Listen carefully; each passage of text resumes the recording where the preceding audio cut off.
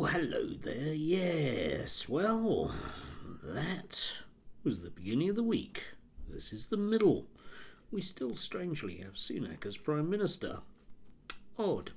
Anyway, yesterday there was a piece in the Telegraph, which is one of those sort of staples that their opinion writers go for, which is basically about triggering and the way that young people these days are a bit triggered. So I thought it was worthwhile sort of pushing back on such notions and thinking about what exactly it is, from the Telegraph's own opinion writers, of course, that triggers them.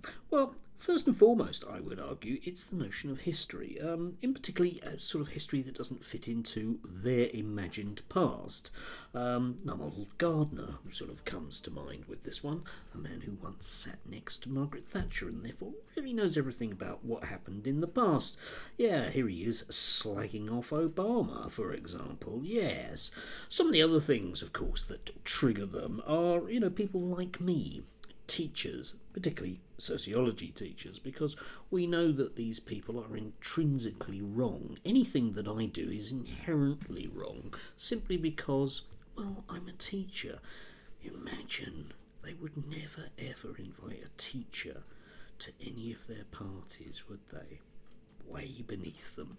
Anyway, yes, this notion of what particular institutions should do, the recent problem that there was with the V&A daring to suggest that Margaret Thatcher was anything other than perfect, of course, is awful. So the National Trust, who just want to, do their job effectively, are another group that just can't really be allowed. Why are they allowed to get away with these things, eh?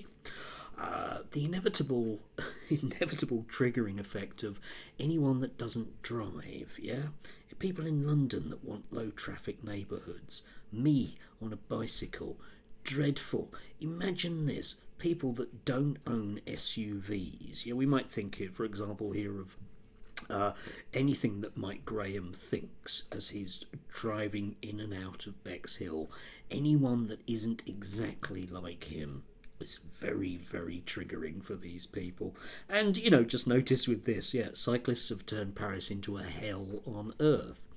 Yeah, I'm sure the people of Gaza are really pleased that they aren't having to put up with, cyclists.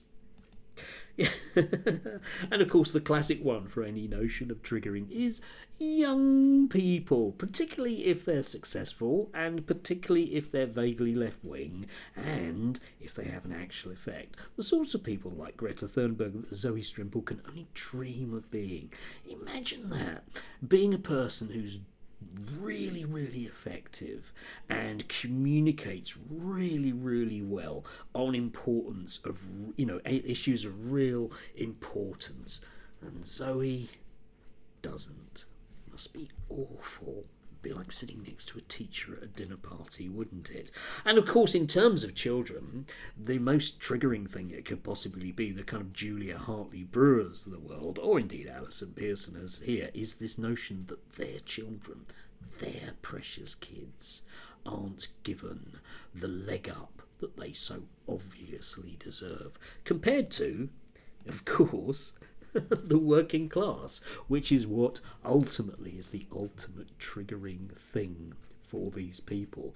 I tick so many of those boxes, and worst of all, I do cycle. Yes, anyway, I get very bored with this notion of young people being snowflakes.